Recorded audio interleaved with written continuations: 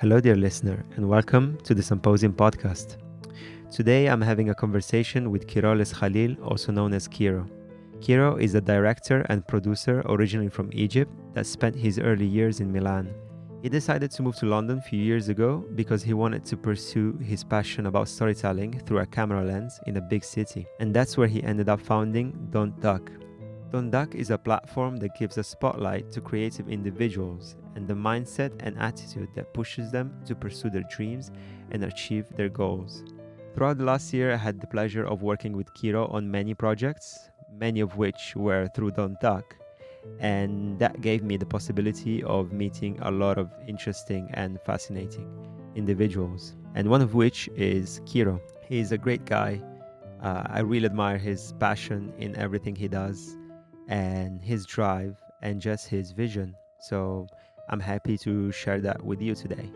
So without further ado, let's start, and I wish you a happy listening.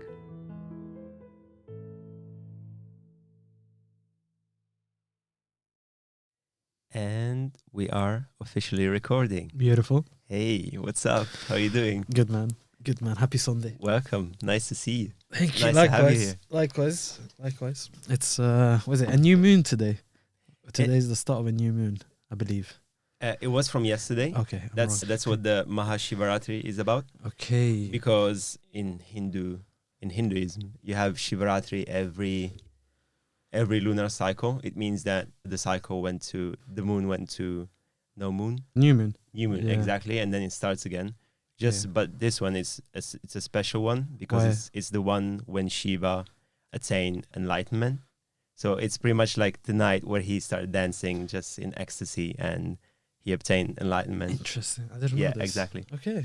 So that's why the tradition wants you to just be with other people or like even by yourself and just be awake the whole night and be receptive and just celebrate. Energies are Shiva. flowing. Yeah, exactly. Energies are flowing. Yeah. This was yesterday. Saturday. This was Friday. This was Saturday because it started Saturday, Friday, but it ended in Saturday. Okay. So we started around 6 p.m. and we finished at 6 a.m. on Saturday. Wow. It was long, but the cool thing about it is that there is this huge celebration organized by Sadhguru. You probably heard of him. Yeah. So it's a Hindu celebration, but he's the one that's making it big because he's organizing this big festival where he has a lot of artists coming. So throughout the night, there was a live stream that was being recorded in Coimbatore. Coimbatore is where he has the ashram, the temple, like the South yoga of India, yeah? Exactly. Okay, yeah. Tamil Nadu. Yeah. I didn't know because my friend went, so yeah. Yes, I never knew anything about Tamil Nadu until I started following the Isha Foundation. Okay. And so throughout the night they have speeches, they have music, and it's like a beautiful setup.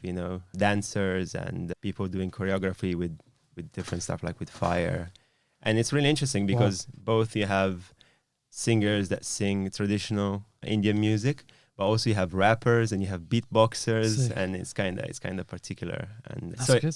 it's cool. And it's so usually you have entertainment, and then from time to time, like twice throughout the night, you have meditation sessions guided by Sadhguru. And So was he there? yeah, he was there. Yeah, In London? no, it's a live stream. Yeah, exactly. Cool, in Coimbatore. Yeah.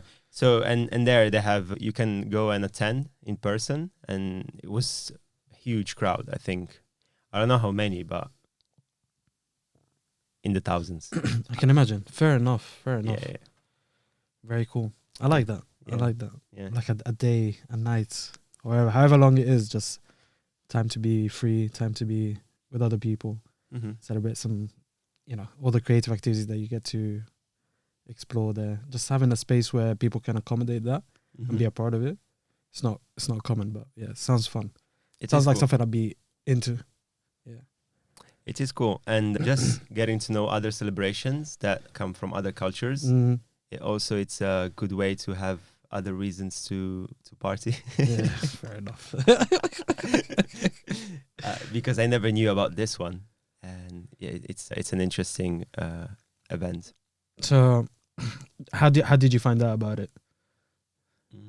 Just since I started following Sadhguru and the Isha Foundation, I'm just getting deeper and deeper into the Hindu culture. So you get to know about the Hindu festivities and just. And do you remember the first moment when your curiosity led you to go look for, Sadhguru and perhaps like these kind of, I don't know what you call them, but beliefs? I would say that it's not a moment, it's just an attitude I think that I have. It's always, I'm an information hoarder. Okay. How I like to put it. Yeah. I just obsessed about information, and especially information about people. Okay. I don't know why. I guess because it's good, man. It's good to be a little bit curious. Yeah. Because when you get new information, you get new perspective. True. And you get new tools that you can use to grow and to better perform in your life. And also it's just fun to get to know stuff that you didn't know before, makes life more interesting. So I would say that it's an attitude that led me to discovering it. And I never was into Hinduism or Hindu culture. It's something that I never explored. And usually there is the trope of the Western person that just finds out about Hinduism and spirituality and just starts getting tattoos with Sanskrit alphabet, and they just start doing yoga and going to India. Tattoos is funny. Yeah. Yeah, there is like the trope, the I get it. And you just think they are crazy, because they out of nowhere they decide to leave all their possessions and they become kind of hippie, but in a Hindu sense. Yeah. And I saw that throughout my life. I was like, but no tattoos for you. Maybe. Never say never. Not yet. But yeah, I saw that throughout my life, and you just see it and you think, oh, that's weird. I wonder what's happening there. But I never gave it much thought. But now that I'm getting into it, I'm starting to realize, oh, this is interesting. There is a lot to it, and you can learn a lot. And it's a very, very complex culture. And yeah, fair. Yeah, it's a rich one. It's got its history. So yeah, but also just when we probably one of the first conversations we had, and one of the first times that we met each other, we talked a lot about Copts, Christians, and that also was really interesting for me because I didn't have any friends before that were of that of that religion, because usually you always hear about Orthodox Christians or Catholic Christians or Protestants or even like Calvinists. I don't know if they still exist, when you study at school. But there is not much talk about Copts. Yeah, facts. Yeah, interesting, man. Interesting. You guys need more representation. A little bit. But we're quite a lot, man. I'd say so for context, I'm Coptic Orthodox. I'm Egyptian. And there's a percentage of us, maybe, I don't know the numbers exactly, but you can probably say something like 10% of people in Egypt are Coptic Orthodox. But that 10% makes a lot of millions, basically. But yeah. I think that the percentage of black people in the US is 7%. So that's... Oh, really? And so that's a huge percentage. Yeah. Fair, I didn't know that. But what about Europe? Are there many Copts? I don't know, man. I think I was raised in Italy. I was born in Italy, in Milan, and there's a strong Egyptian community in Italy generally, but at least I grew up around a strong sort of Egyptian Coptic Orthodox community. So that's all I know. I knew I was surrounded by Copts, and that's all I knew, until coming to London. Well, not just London, but generally speaking, I get mistaken for Muslim a lot, and that's probably because how I look. That's what people usually say to me. Yo, you got the beard. you got the look, man. You're Muslim. To be fair, you also have the genetics, because usually Muslims come from that area, North Africa and Arabic Peninsula. Yeah, so true. That's it's funny, man. I find it funny. And there's nothing wrong with it at all. In fact, today is, I believe it's the first day of Ramadan. So Ramadan Kareem, inshallah. Yes, Ramadan Kareem to everyone. But yeah. What do you want to ask me about Copts, bro? I'm an open book. I would say that I can understand people mistaking you for a Muslim, because like we said, normally people that come from that area tend to be mainly of that religious background. So how is it that you have such a big community in there?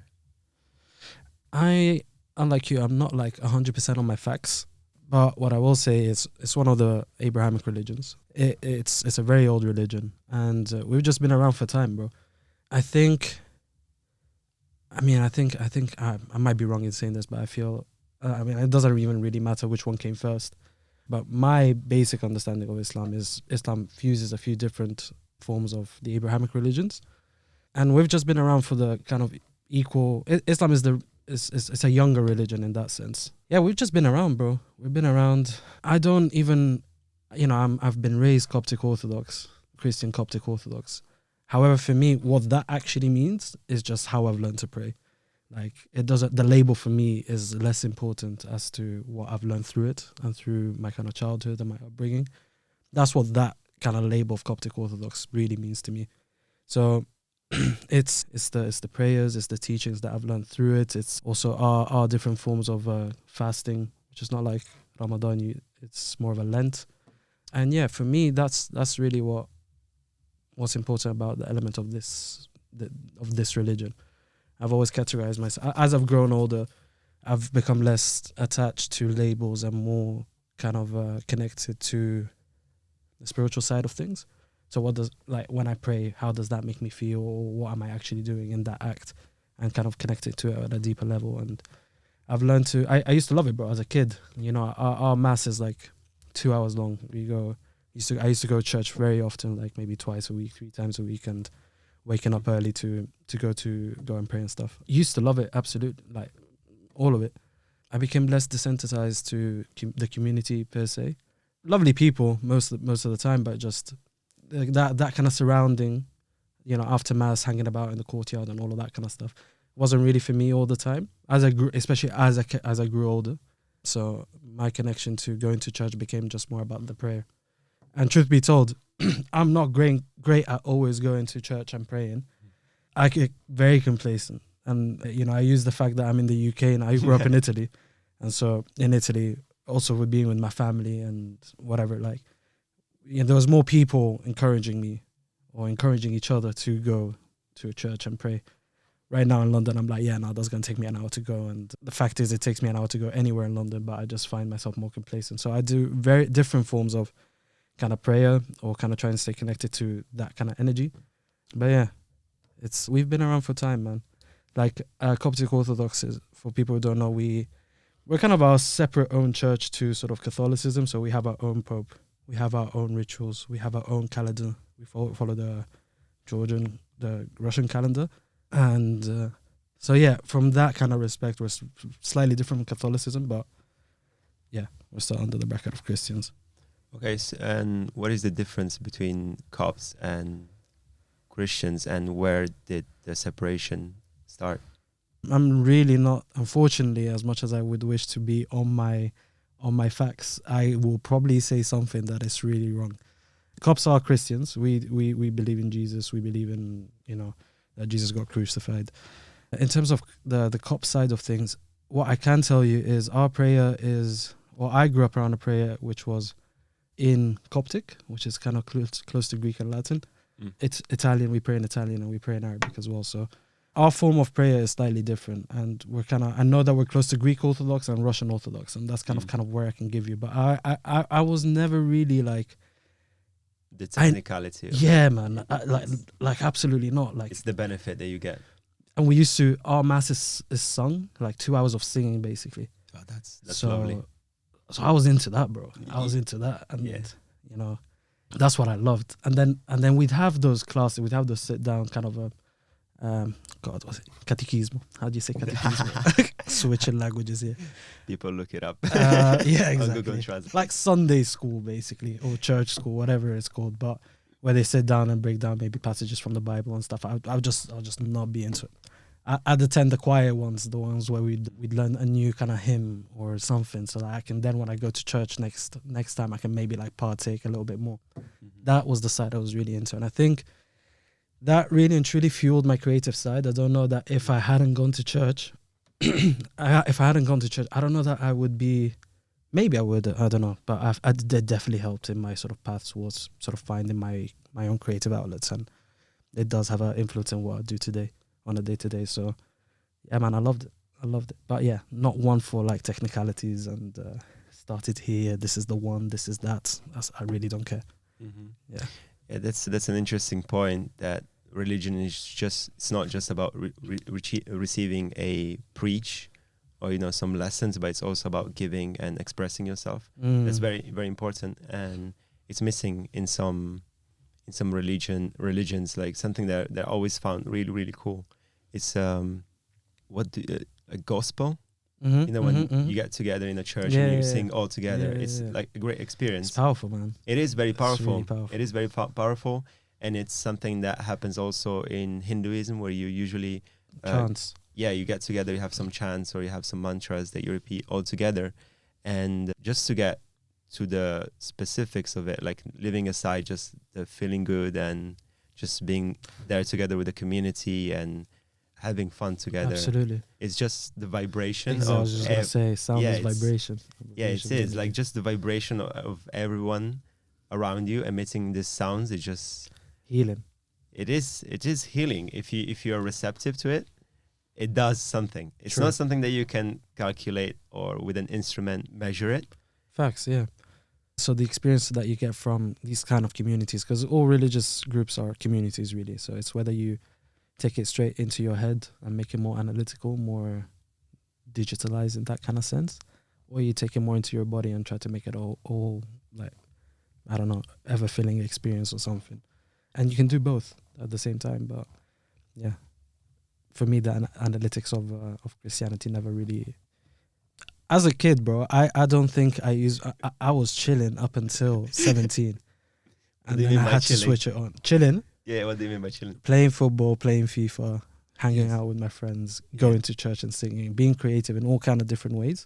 Mm-hmm. Never studying, bro. Never. I'd get away from it, and love to my parents. They kind of give me the tools, and they was like, here are the tools, use them to just don't waste them. Basically, I want to say I wasted up until 17, but I got by. I did decently. And then I started to think after 17, I think. And before that, it was kind of blessed, though. I got to experience a lot more in a kind of free way. So what you're saying is that before you were more in that state of being where you were more receiving, and like you were saying, with your body and with your heart, while after 17 you start thinking. I had to put my uni application, so I had to study. Yeah. Yeah, I had to study a little bit. So my final year of sixth form, essentially, that's when I, not even the whole year, but you know, the last 6 months counting down. That's kind of where I put more effort. But yeah. Yes, this is interesting, because also like the part of the Sunday school you were talking about, where you didn't like the part where you just had to sit and just listen and get informations. But that's for many people. They don't like it. Me as well. When I was at school, I didn't enjoy school much, even if I'm really curious, like we were talking before. So I really like the part where I get to learn something new and etc. But what I don't like is just having a curriculum where you just have to follow a strict structure. So what would happen when I was in school is that I would just study enough to get by, you know, just to pass. Yeah, facts. And most of the time I would just be having fun doing something else, you know. Yeah. It would be like drawing comics or, you know, reading mangas or writing stuff. I would be doing like whatever. And when there was an interesting lesson or a teacher that I liked that would be really good at transmitting what he was teaching, I would actually listen and participate. But then when there was something that was not really, I was not into it. I would just like do my own thing. No, I get you. So, what was your favorite subject then? If you had one, like with you know, something that I noticed is that most of the time it was not about the subject. It was about the teacher. Yeah, true. If the teacher was really passionate about what they were teaching, what they were transmitting, I would be receptive and I would listen and I would follow. So, because for example, I'm a huge fan of history. Okay. And later on in my life, I continued exploring that and just by myself. Yeah. But when I was in school, I didn't have like great history teachers, so I was not paying that much attention. Yeah. While, for example, I had some great math teachers Okay. that made it fun. You know, Yeah. I would follow the class and just participate. Mm-hmm. And so you asked me what was my favorite subject. Yeah. Or your favorite experience in school, if there was a teacher who kind of, led you to enjoy a subject more than others. Again, it was on and off, for me. It was like, changed weekly. Yeah, exactly. I mean, this, like you said, would be, I'm liking this topic this week. I would follow. Sure. Next week, I'm not liking it. I'll do something else. Yeah. But probably also philosophy was one of the subjects that I really liked, just using pure logic. Yeah. I get you. To go deeper into certain topics and aspects of reality, and it was just something that came natural to me from the first lessons. I was very receptive and I really liked it. But then again, like what we were saying is that usually you have this really strict structure that it's not adapted to the individual. Usually what I think it should be is that you need a curriculum that would adapt to the individual, or would let the individual develop and flower into your best self. But usually you have to adapt to the structure. That's all, yeah. And it's a kind of a cookie cutter style, and that's very unfortunate because each one of us has something special to bring and something very particular and you have to bring it out. Yeah. It's hard in school, man, because there's so many kids that it's like you need that kind of. I get it. Schools need to put that structure so that we learn something, but at the same time, these kids or us, we need to kind of try and explore as much as we can to then start to sort of grasp a little bit more what it is that we enjoy. But then it's hard if we all do what we enjoy. I mean, I would love for us all to do what we enjoy, 100%, because after that, we're going to spend most of our time working, and if we can sort of merge what we enjoy doing with work and try and be the best at it, then maybe we can make a living out of things. But yeah, I think there's a lot of pressure, external pressures and internal pressures, and especially when you're in school, to just kind of figure out your life quick when you're like still wanting to play football or whatever it may be. So Yes. It's like you want to chill, but then at 18 or 17, whatever age, and you're always having to make certain decisions, and maybe you're also not the ones making the decisions. Your parents are making those decisions for you, thinking it's what is best for you, but you just rushed to try and figure out your whole life at the beginning. Yeah, it's also interesting that, like you said, you have to, around that age, decide the path that you're going to follow for the rest of your life, and you need to know what you're going to do. But it's funny that now I'm 31 years old and I still don't know what I'm going to do. I'm figuring it out month by month, year by year. Yeah, I get it. And I think we get to a later stage in life where we probably have understood a little bit more that we don't want to do that thing, and so we stop and kind of take that time to figure it out. But then maybe there's a way before where if we had less pressure, and I think it goes into a lot kind of how this system is built, the system that we live in, but yeah, if we had less pressure at the beginning to kind of rush into kind of a career path, and just have a lot more experiences instead, then maybe we'd be more efficient in life, maybe. But I think it's always good to kind of adapt and kind of see where your path is and not being scared of change, and try and go towards that path that is more aligned with yourself. No matter the age, I don't think age is really important at the end of the day, as long as you're kind of willing and not scared, then you can try and find that path for you, no matter the age. Age is just a number. Like we were saying, is that usually the education approach is that I will give you loads of information. You sit and I will fill you with information.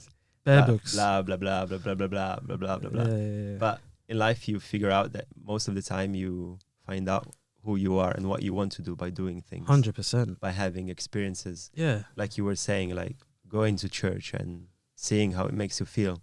Not sitting and a teacher telling you the the interpretation of the book, No, exactly, yeah. and so you have to do it. But it for works yourself. for some people, because I know some people who are very academic, and you know they some people genuinely enjoy, you know, the books or whatever. Nerds. Good for them. Oh man, No, I'm it's joking. alright. I'm joking. Yeah, 100%. Good for them. Some people do, man. Again, because each one of us has a different approach and different style. And like you said, if you enjoy books, that's And the fact great. is, some people are also just good at it. They might not enjoy it, but some people are just good at it. Yeah. Others also, are not, like myself. I think I was just more visual, more practical kind of guy. and I think that there are a lot of people that are this way, like me as well. Yeah. You can call it ADHD if you want to. They try to call it ADHD. Yeah, for me. exactly. So pretty much it means that you are not really good at sitting and just receiving. My maths teacher one time during parents' evening, and I went to an English school, so Yeah. I had to translate everything to my parents because they didn't speak English. So yeah, my maths teacher was trying to tell my mum, oh yeah, you have ADHD, and then I was just like to my mum in Arabic, I was like, yeah, no, she's saying like I can't focus and stuff like that, but she's wrong. Oh, that's Yeah. that's some power you had right there. Yeah, Because like they could say something really Yeah. bad about you and be like, oh, they're saying I'm the greatest guy Yeah, in like here. some parts that I don't want to translate, my mum would ask me like, so what's she saying here? I was like, oh yeah, no, I don't know how to translate, it's not important. I'd get away. But yeah, going back to what we were saying is that if you fit into this structure of being an academic and kind of be more attuned to receiving informations and you're fine with it, that's great. But for some people, you need a different type of approach, maybe more experiential. And I think that unfortunately society is not providing that nowadays. Or I would say that the system is really, really outdated. Yeah. And it's a lot information oriented. It's interesting that we're talking about this because some people probably don't know, but you started a company Yeah, maybe. called Don't Duck. That it's really, really close to these concepts that we're talking about. Yeah. It's maybe like a overall maybe reminder of a lifestyle to try and not pursue necessarily, but not forget, definitely. And also that I would say from my interpretation, one of the main things is find your own path. Yeah. And to find your own path, you have to be true to yourself. Mm-hmm. You have to be persistent. And it's either you find it or nobody else will find it for you. Yeah. So it's pretty much you don't have to duck. Yeah. And keep going. So please could you just explain what Don't Duck is and how you got the idea, how did it start? Yeah, man, let's take it chronologically. Don't Duck, 2020. I was probably freaking out about something. I was speaking to my brother-in-law. And yeah, he just quite simply just said, bro, don't duck. And I heard him. Like, I can't actually remember what I was annoyed about. But yeah, those words really sat. I recognized within myself that I was really ducking. And the reminder of not to duck changes everything. Changes your posture, changes your mindset. It changes. If you look at actually what it means to be ducking, you're looking down, you're not rising. So that's kind of where the term came from for me. And then for me, I kind of used that it became my screensaver for like 2 years. Not the logo that it is today, but just quite simply the words "Don't Duck." And then I set myself a challenge to like run weekly during lockdown every day. So I got up to like 8 weeks. So I'd do week 1, don't duck, week 2, don't duck, week 3, don't duck, la la la. Kind of a constant reminder. And what Don't Duck is today, formally we incorporated the company in August 2022. But what it is today is just an outlet or a platform for where we bring different individuals or where we spotlight different individuals or companies who have this kind of mentality engraved in their being, really and truly. And what we're trying to do, or the first version of our company right now, is to create spotlights and iterations of what Don't Duck means to different people. So yeah, it's just a space where we get to share more experiences with a lot of dreams of where we can take it. But right now we're just focusing on, bringing different content of what, how other people use this. Because Don't Duck is really, is there for everyone. It can be called something else. Some people might associate that kind of mentality and lifestyle with something else. But yeah, we're just calling it that. So yeah, probably not the best way to answer your question, but it's something. There's something in there. No, that's a perfect way, I would say. I just imagine when you were telling me the story, I just imagine you having the light bulb going on when he said, "Don't duck." Pew. Genuinely, man. Just like clicked. Genuinely. Yes. At the moment he said it, my brother-in-law, I felt better. I to the point I forget what I was freaking out about, bro. Mm-hmm. But it was probably one of those many, self-doubt, one of those self-doubt moments that was probably induced because of my lack of patience in life. Mm-hmm. But yeah, it really helped me. And I want this platform to do the same for, hopefully, inshallah, do the same for others. And also it's a bit of fun. It's a bit of fun right now. Just take out the camera and go out. I've always loved filming. And no matter, I've always said, no matter when I look at my timeline so far, no matter what I've done, it's always involved a video, a camera, something, No matter what I do in my efforts, there's always some kind of video coming out of it or a creative piece. Yeah, this is a new iteration of also me exploring how it is that I keep making different, hopefully positive content this time, but different creative works, really. Yeah, definitely happened to all of us to have those moments where we're feeling doubt, that you kind of feel lost and you feel down. And it's very important to have either someone that's close to you, like happened with your brother-in-law, that gives you a different perspective and just helps you come out from that pit. Because sometimes it's really hard to come out of it just by yourself. Sure. Because you're just lost in your own point of view or That's a good way to put it, yeah. Negative thoughts or just your experience, because maybe your experience until that point gave you a certain perspective that might be negative and bringing you down, but you're just limited to your experience. Maybe someone else that had the same experience and came out of it can give you a different take. Sure. That can help you. You can learn from another person's experience for sure.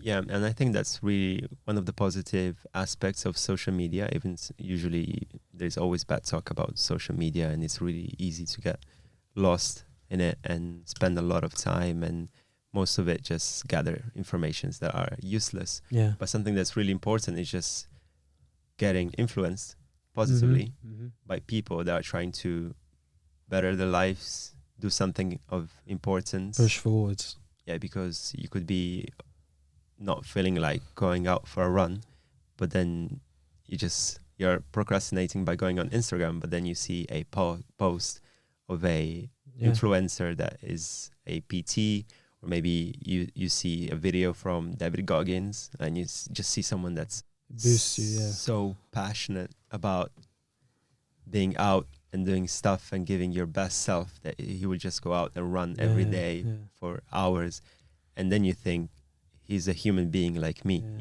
True. He has a brain, he has 2 legs, he has 2 arms. And if he can do that, if he can run for hours every day, I can go out and run for half an hour, right? It's not, and Absolutely. then that inspires you and you get pushed to.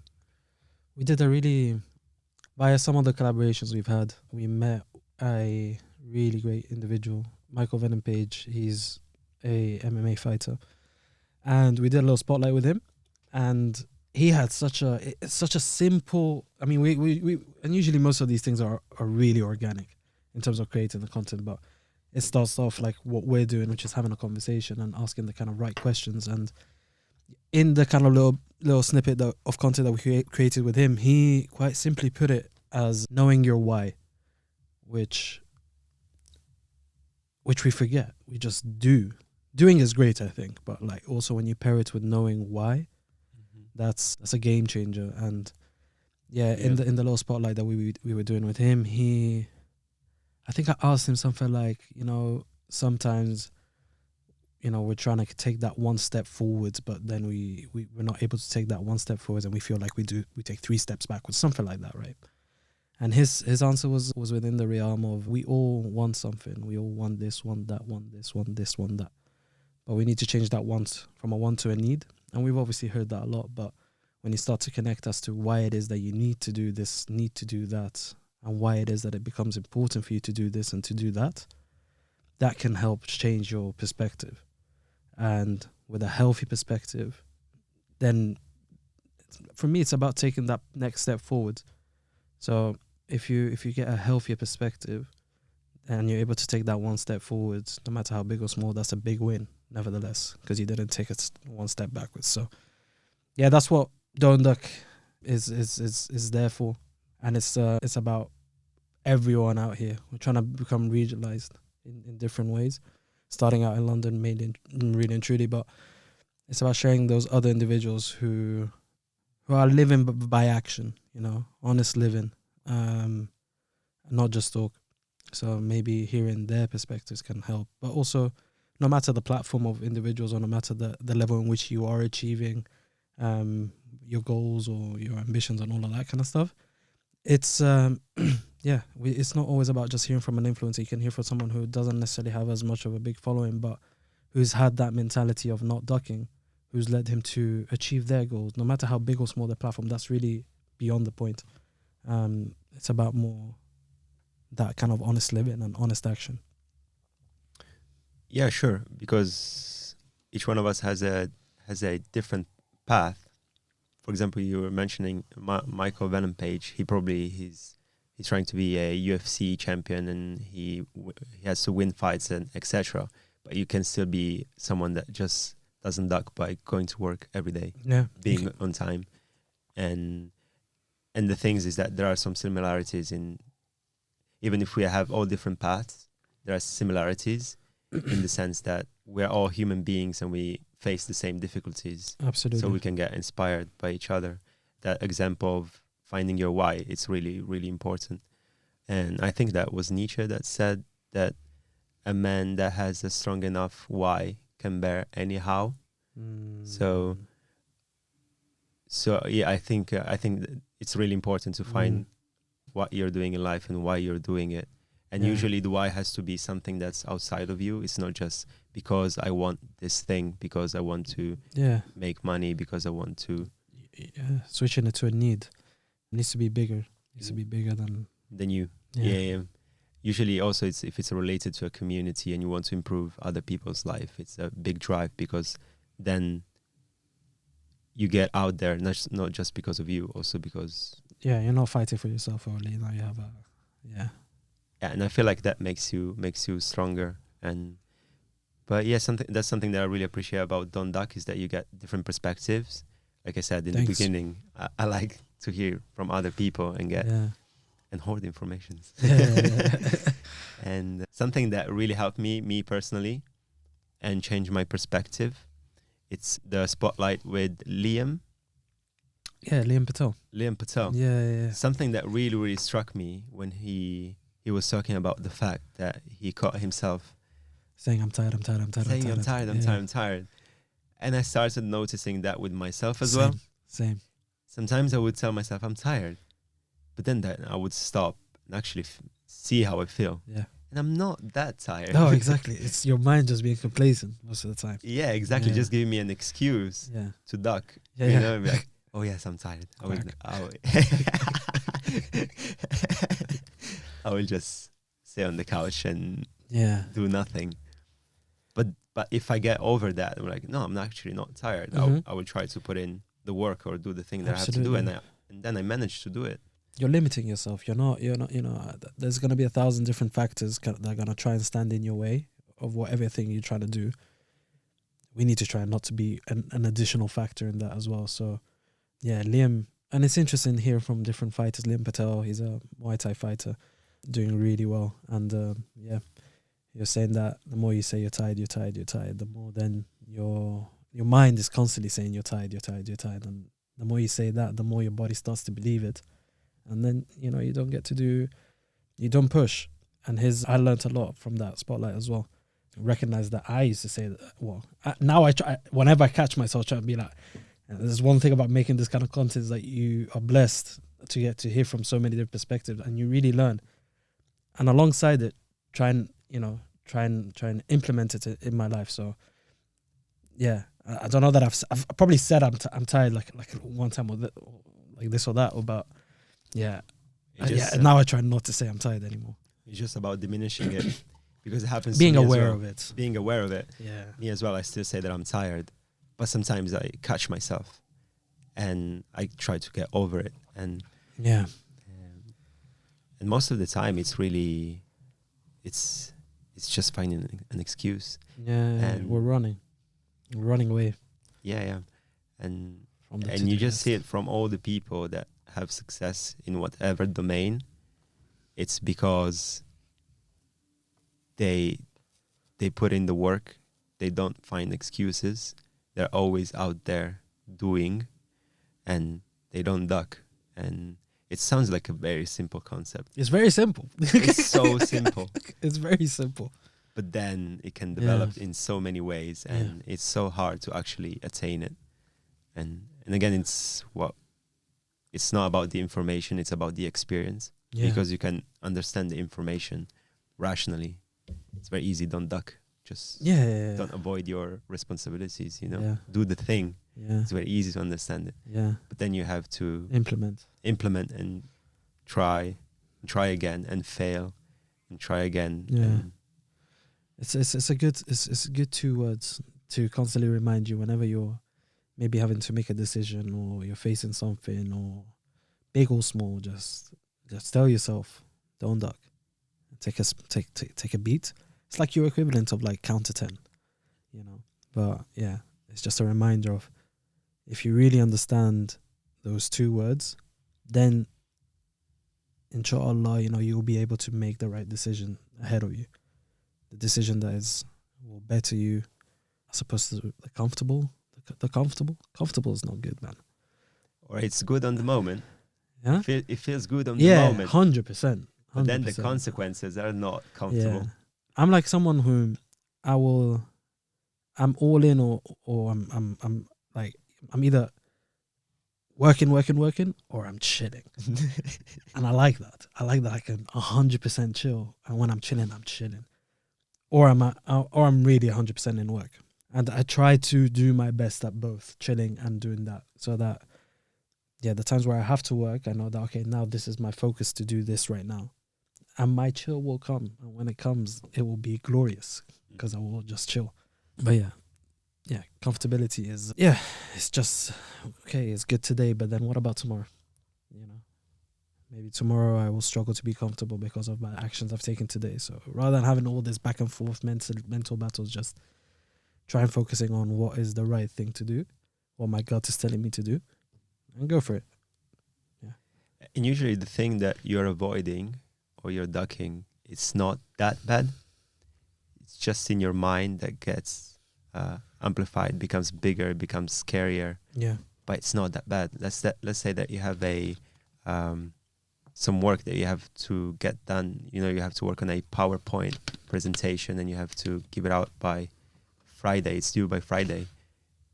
And you keep avoiding it, and you know that you should do it, and you say, no, I'll do it tomorrow, and then again. And until it comes Friday the night before. Thursday the night before, and you have to do it in a rush. Yeah. But if you think about it, it was just a PowerPoint, Yeah. And this is just an example. It happens with many things in life. It's a very simple thing to do. Yeah. Catch up with a friend. Yeah. Go out and organize and catch up with a friend, or do your homework, or do the thing for work that you had to do. They're all very, very simple things, not scary at all. But then in your mind, they get amplified. And we sometimes don't make it easy for ourselves. That if you were to leave it all week and then just get to the night before, and exactly, man. It is what it is. It is what it is. Try and make it easier for you. Try and do the right thing. And it's hard sometimes, because sometimes you just really don't feel up for it. Yeah, sometimes you just really don't feel up for it, and you gotta take. So I will ask you a question. Go on. So when you're ducking, what do you think? Quack. No, I'm joking. I don't think that. No. So when you're ducking, what do you think we're actually ducking? Me personally? Yeah. What do you think we're actually ducking? Just, I think maybe like the hardship of the task at hand. That comfortability is nice in the moment. Yeah, I think, or at least ducking for me most of the time is laziness. Is stepping out of that laziness. I say that's my biggest challenge, laziness sometimes. Trying to step out of that. And I just try to remind myself that whatever action I should be doing or I'm trying to choose to do, it is the right action for me. It is what was going to make me feel closer to 100%. That comfortability is not my 100%. That's like 49. Yeah. That's 49. Yeah. But someone might argue that why should I try? Why should I put effort? Why shouldn't I just do my 49? That's enough for me. You know, why should I try to get to 100%? Or it's either this question or what drives you to want to go for your 100%, even if it's just an ideal. It gets work to get actually there. Maybe it's the pursuit of what I think will make me happy. I don't know that by doing it and I'm at 100, I'll be happy, but I'll be happier than not doing it. And I can probably be comfortable and pretend to be happy, but I'll probably be in denial a little bit. You know, I know that I actually lost that kind of, that little battle of making the right decision. At that time I lost. And I know that feeling of feeling like I need to do this, but actually, I'm not going to do it. I'm going to chill or whatever. And I can be chilling, I can be happy, I can be watching a movie, I can be doing whatever. But deep down, I'm like, I lost that battle. So trying to have more positive experience than that. That for me is why I try to aim for a higher percentage. Because that 49 is not good enough, man. I'm 49 in a world of people trying to aim for 100. I'm done. I'm done out here. I'm done out here, you know. I've been very blessed to have a freelance career since I graduated from uni. And that just has allowed me to, I don't know, obviously I'm very blessed and I love being freelance. And it comes with its own challenges and its own positives. And ultimately, it's taught me that my time is the most precious thing to me. And time is the only thing that I will never be able to control. Money comes and goes, but I will not be able to control time. And so not wasting it is important to me. Trying not to waste it. Obviously, I'm nice to myself. Like I will. It's sometimes, it's sometimes unrealistic. Not for some people, but sometimes you're not gonna get a win every single day, and that's okay. But trying to make those trying to get more positive outcomes than neutral ones is also better. So yeah, I forgot your question, but I think there's an answer in there. Yeah, there is an answer. Yeah. Why is it not okay to be at 49? It's okay for some people, man. If you're happy at 49, you're happy. If you're truly happy at 49. I think like you said, you're not truly happy. You can pretend that you're happy, but deep down, you know that you ducked. That's it. That's the thing. But the thing is, there's nothing. If you are happy at 49, boom, like good. I'm not judging. I don't really care. No, me neither. Do you know what I mean? But if you're really not happy, then if you're telling yourself you're happy and you're not happy, like you need to look at that. You need to try and look at that, and then take a percentage at a time. Yeah. But I just feel that when you're not trying to be your best self, do the best you can. Yeah. On the moment, you will feel okay. But then you will feel a certain guilt that you're not trying to be your best self. Yeah. And on the opposite side, when you try to go for the thing and to be as functional as you can, to live fully, pretty much, just like feels energizing. Yeah. You kind of feel, I don't know, feel alive, fuller. Fuller. While on the opposite side, where when you're not being your 100%, you're being your 49%, you feel emptier. Yeah, absolutely. It's like I see. Yeah, we can feel like we all have a little fire within us, and so many things trying to blow that fire out. I recently watched Avatar: The Last Airbender, and it was sick. But yeah, maybe there's some. In my mind, I'm seeing Avatar right now, but there's a little fire within us, I believe, right? And there's going to be so many external forces trying to blow it out. And it's our job to try and protect that, from the wind coming in to like blow it out. I think if we don't take those honest steps in our lives to try and progress, that fire can almost get, it can get turned off. And if you don't have a spark, if you don't have a fire, then it's I'm sure you can always, it's going to be harder to get back. You can get it back. But then you're without light in a way. I don't think anyone would be happy in darkness. So if we know that we have this kind of fire, and that fire can truly be, I don't know, your ambitions in life, whether it's career driven, whether it's relationship driven, whether it's just, your different outlet, different things that make you you and make you a more fuller individual, like you say.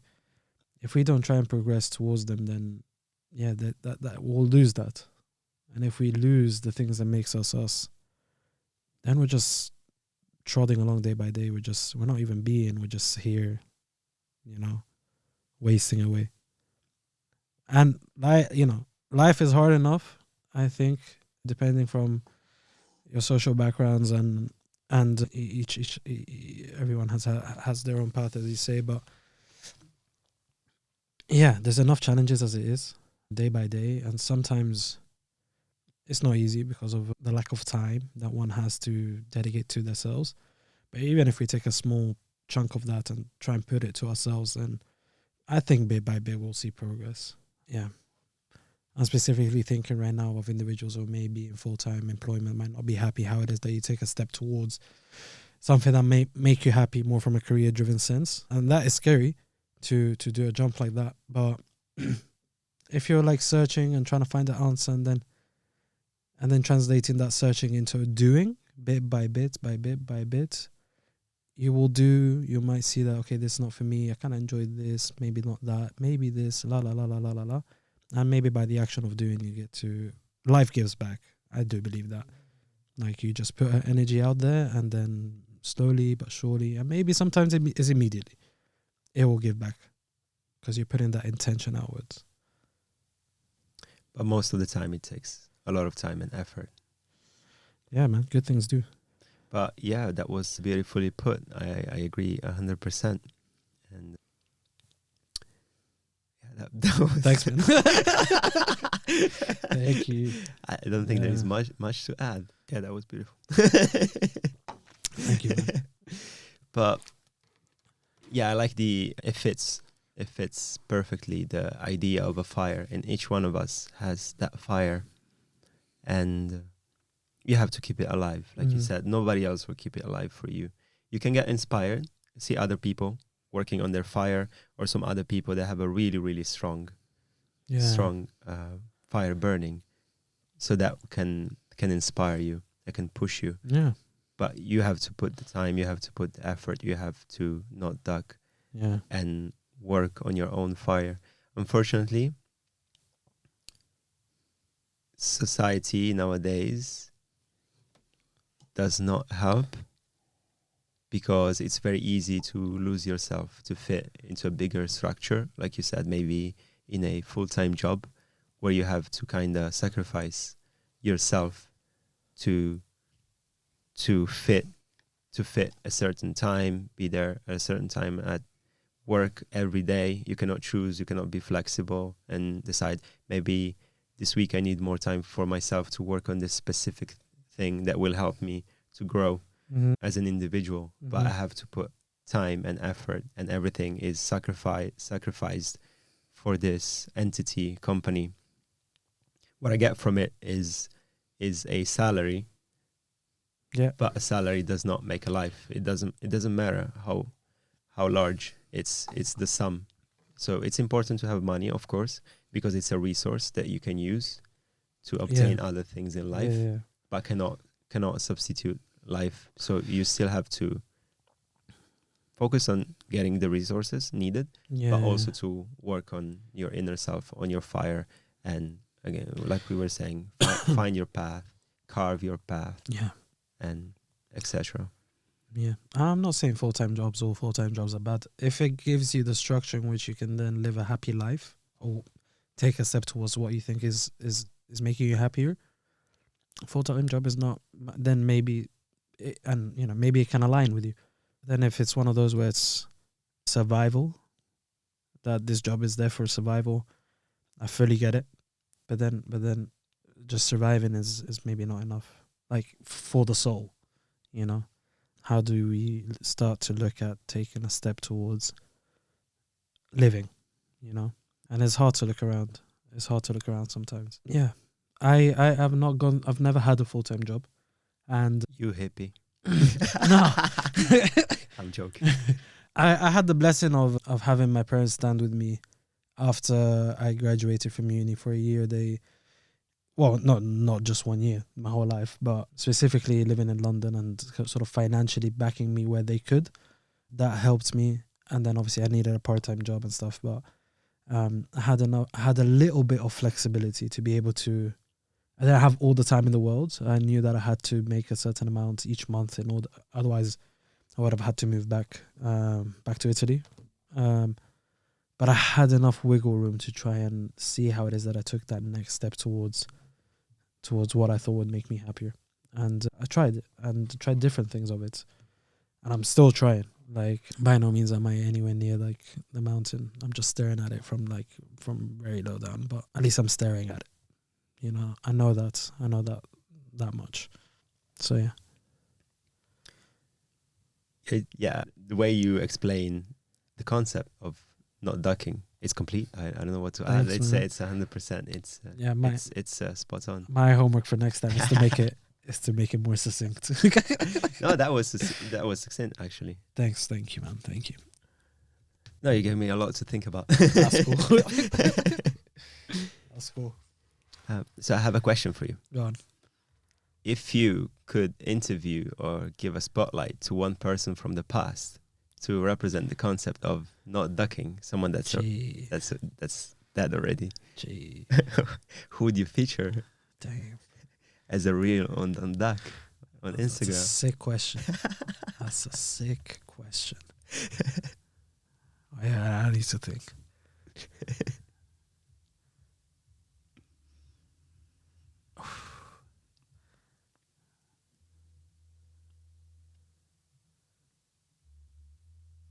Yeah, I'm still thinking. I could have prepped this one if you told me. That's the point. You didn't tell me anything. So repeat the question. Someone from the past, yeah? If you could give a spotlight to assuming anyone. They've passed, right? They've passed away. Yeah, they're already dead. Okay.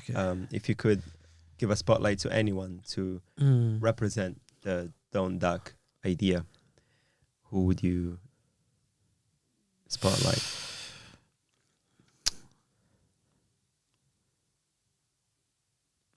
I don't know, man. Do you know what?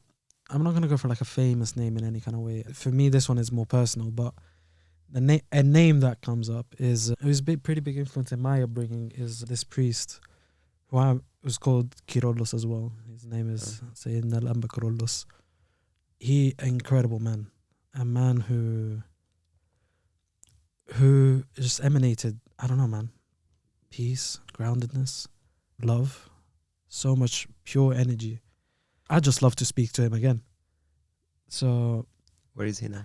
He passed away. I believe in 2015 or 2016. But he came to Italy sometime in the 90s, and then within between the 1990s till 2015, 2016 when he passed away, he went from one church to, I don't even know the number, bro. Like, he built so many communities and passed down so many teachers from generation to generation in such an impactful and pure way. Don't duck aside, this man can teach. This man has had so much to share. Yeah, I probably want to chat to him. Yeah, that's for me at least, because that's the answer that comes now. And yeah, as I said, it's not really about the clout or the kind of fame that a person has had, but personally speaking, it's about the impact this man has had on my life, generally speaking, as Chirolles Khalil. Like, he's someone who I think can share a lot of wisdom as well. So yeah, I chat to him. Yeah, a lot of people are forgotten by history or by other people, but they had a huge impact. They changed so much. Yeah. And it could be even the smallest thing, just building one church or building one hospital or even one school. Mm-hmm. Every small tile just helps to build the whatever we have today or we will have in the future. Yeah. Everyone's participation, it's of huge importance. Yeah. He had presence for sure. he had presence. Like him just being had presence. You know, I could be in a space. I could be like in that church. He might not be in front of me, but I know he's in this building. You know, I don't know what it was, but he was a very connected individual. So leave religion to a side. It's about what makes a person like this that is truly powerful. You know, and I think he was definitely doing a lot right. There's a lot more that I'd wanna, having grown up, I'd love to sort of just have a chat, have a little tea, mint tea. What's up? What's his name? Sayyidina al-Anba Chirolles. Yeah. Sayyidina means priest. Well, it's actually more than priest. It's now how in Islam you have sheikh. This is a Christian version. Okay. Chirolles. And he's Egyptian as well? Yeah. Okay. Yeah. Beautiful. Yeah, man. Yeah. What about you, man? If you could have someone on this podcast from the past, who would it be? Just to have a nice conversation with. There are so many interesting people that I would love to talk to. It's so hard to decide. And it depends what I want to go for. If I want to explore what makes a human being impactful and what makes the best human being, like you were talking about, the person you would spotlight, I would go, for example, with Jesus, you know, and also just to settle it down, you know, okay. Like, did he actually exist? And just get from him the story and see if it matches the books. See, I've often in this sort of debate of religions, right? Each one claiming to be the one. This. I've had this random thought. I don't think I would like this, and I don't think I want to do it. But imagine being like a pigeon that has lived forever. Oh, okay. Forever. I'm saying forever. Yeah. The ever-knowing pigeon. The eternal pigeon. Kinda. Okay. How freaky would it be, man, just traveling through time? From the beginning, from BC all the way. I think that would be mind-blowing. It's pretty much what I try to do when I read history, and I just delve deep into a character. It's just so fascinating. Yeah. So much happened in history. We kind of tend to be lost in the events that happened in the last 100 years. Yeah. Probably in the collective imaginary. What we think about is the First World War or the Second World War. You know, these are the main events that are in our minds and that still have an impact on social discourse. But in history happened so much. It's thousands and thousands of years. You have civilizations that start from nothing, from being like a village to conquering empires of the whole known world and being dominating for 1,000 years and then falling, and then another civilization coming. I don't have to tell you that just the Egyptians. In Egypt, they've been a civilization that lasted for thousands of years, you know? If you think about it, like our civilization, it's been around for nothing, you know? The last long one was the Roman Empire. Yeah. And it's not even what we are today, you know? And those civilizations, they just built huge monuments and they did so much and everything disappeared except the most durable things that they did, like, for example, the pyramids or the Sphinx. Yeah. And even that, we cannot fully comprehend what was the reason why they built it and the overarching structure. So yeah, a lot of unknowns, man. A lot of unknowns. So I think it would be the coolest thing to just be able to time travel, or be the eternal pigeon. The eternal pigeon. The random thought about it. Imagine. Quiet, silent. You can't say anything, but you can see everything. It's scary. It's interesting. It's scary. No, so it's good that you cannot say anything, so you will not change the past, you know? So you just go there. You're an observer. Just bear witness. Yeah. And also going back to the question, so I would either go with Jesus if I want to see like a healthy human being. Yeah. What's the mentality that makes him change history? Yeah. Or go maybe with Hitler and Crazy. and see the opposite side, just see someone that's so crazy, so bent to destruction. Yeah. And how did you get there? Yeah. And what are your thoughts? And are you really, do you actually believe in the ideas that you're spreading, or you're just a spokesperson? You don't actually Interesting. believe in it. Yeah. So or I would go with Caesar, Julius Caesar. Okay. He was a mad character. Yeah. He was crazy. He had such a drive. I think again for Don Duck probably would be a perfect person to spotlight. Yeah.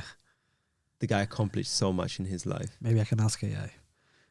Huh? Maybe I can ask AI. Yeah. Good choices, man. All right, cool. Interesting. Very different ones as well. Yeah. Wow. Or Genghis Khan. It's crazy to think that the guy impregnated so many women. Yeah. Each one of us has like a very small percentage of being have his genetic code. Wild. It is wild. So yeah, there are, again, going back to what we were saying before, you can just be surviving and just functioning at your lower self, or you can try to reach your full potential and be your best self and get your fire to burn as hard as possible, as intensely as possible. And when you get to that point, you can accomplish so much. You just see some people, because most of the people will just go through life with getting a job, getting enough to get by, having a family, building a house or buying a house. And there is nothing wrong with that. This is not judging. It's just a comparison. It's just something that I noticed. Yeah, I get you. And that's it. And then you have some people but what they do, they just change so many lives. They just change history. They change the culture. Yeah. It's crazy. Like the guy you were talking about, by building churches. And then you have someone like you that got influenced. Yeah. While growing up, you had a space where you had to explore spirituality and religion, and then you're talking about it right now with me, and you still remember him. I didn't think I would bring it up. Like I don't really talk about religion or him per se. But yeah, it's still very much had a big mark on me, on who I am today. So yeah, man, positive influences in this world are important, I guess. Yeah, and having platforms where to get those positive influences also, it's really important. That's why I appreciate what you do. Likewise, man, I appreciate your help with everything that we've been doing as well. Thank you. It's something that I believe in. So yeah, and from the first time you told me about it, I was captured by the concept, very simple concept of not ducking. Yeah, and I think that it's really important to have someone out there to build this bridge between that person that's in a rough place and needs other examples or some inspiration from someone that's doing better. Reminders, that's been already in that rough place but got out of it. So we're gonna keep going. 100%. I'm really curious to see how Dundalk will grow, and it's already beautiful, the path or the direction that it's taking. So thanks, man. I'm also curious. Me too. Is there anything that you would like to share? What, with regards to Dundalk? Social media, Dundalk, any project that you're working on, anything that you want? No, man. I mean, it's a step at a time. There's different projects we're working on, but yeah, you can check us out. It's on Instagram is donduck.community. That's probably the best one to check out, but you can also find us on YouTube and TikTok. Yeah, we're growing slowly. But yeah, I don't know. I'm excited by the journey itself. Me as well. Yeah. If there's shout out to any editors. If anyone wants to come and help me edit, like, let's do it. But beyond that, No, actually, one thing. I mean, for whoever might land on this, one thing about it is it's all collaborations. So anyone who's interested in, at least immediately within the creative field, or also just kind of meeting more individuals or having more hands-on experience, at least in London, you can try reach out to us, and if there's ever a project that kind of aligns, we will always let you know, and you're welcome to kind of come join us on this kind of journey. Each spotlight is slightly different, but yeah, you're welcome to come and spend a day with us basically as we create this content. That's the only thing I want to shout out. Beautiful. It was a great conversation. Thank you, man. I really liked your take on the fire, and Thanks, and everything you shared with me. So thanks for having me, man. Oh, no worries. Really lovely setup here. So yeah, shout out to you, man. Thank you, Samir. Salam. Salam.